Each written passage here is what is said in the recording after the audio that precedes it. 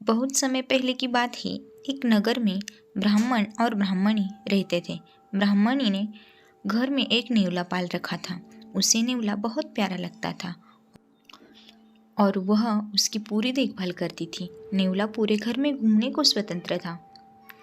कुछ समय पश्चात ब्राह्मणी को एक लड़का पैदा हुआ।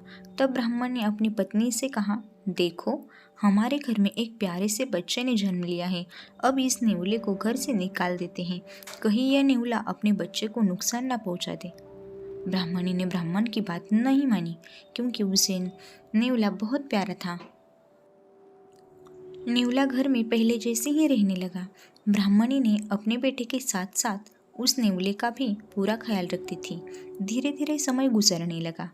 इतने में कहीं से सांप आया और बच्चे के पालने की तरफ बढ़ने लगा। नेवले ने सांप को बच्चे की तरफ आते देखकर वह सतर्क हो गया। नेवला तो वैसे भी सांप का दुश्मन होता है। नेवला सांप के ऊपर टूट पड़ा। बहुत देर सांप से लड़ाई करने के बाद नेवले ने सांप के टुकड़े टुकड़े कर दिए। इस कारण घर में सब तरफ खून के छींटे बिखर गए। नेवले का मुंह भी खून से भर गया। नेवला बहुत ही खुश हुआ कि उसने अपने मालिक के बेटे की जान बचा ली।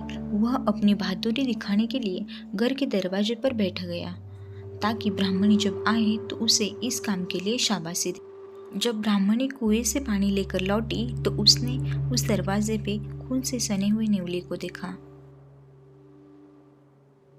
यह देखकर वह बहुत ही घबरा गई। उसे विचार आया कि इस दुष्ट नेवले ने मेरे बेटे को मार दिया, इसलिए वह गुस्से से आग बबूला हो गई। उसने अपने पानी से भरे हुए घड़े को नेवले के ऊपर जोर से पटक दिया। नेवला तुरंत ही मर गया। ब्राह्मणी रोती हुई घर के अंदर भागी। अंदर उसने देखा बच्चा तो आराम से पालने में सो रहा था और पास में ही मरे हुए सांप के टुकड़े पड़े हुए थे।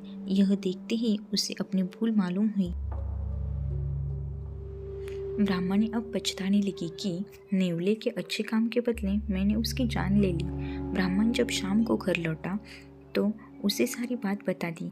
उसने ब्राह्मणी से कहा, बिना सोचे विचार के जो काम किया जाता है उसका ऐसा ही परिणाम होता है। दोस्तों, हमारे जीवन में भी बहुत सारे पल ऐसे आते हैं जिसमें हम आवेश में आ जाते हैं। ऐसे में भावनाओं में बगैर पहले सोचें, समझें और फिर निर्णय लें, क्योंकि कुछ देर बाद जब हमें अपनी गलती का एहसास होता है तो फिर पछताने के अलावा कुछ हाथ नहीं लगता। दोस्तों, अगर कहानी पसंद आई हो तो लाइक और सब्सक्राइब ज़रूर कर देना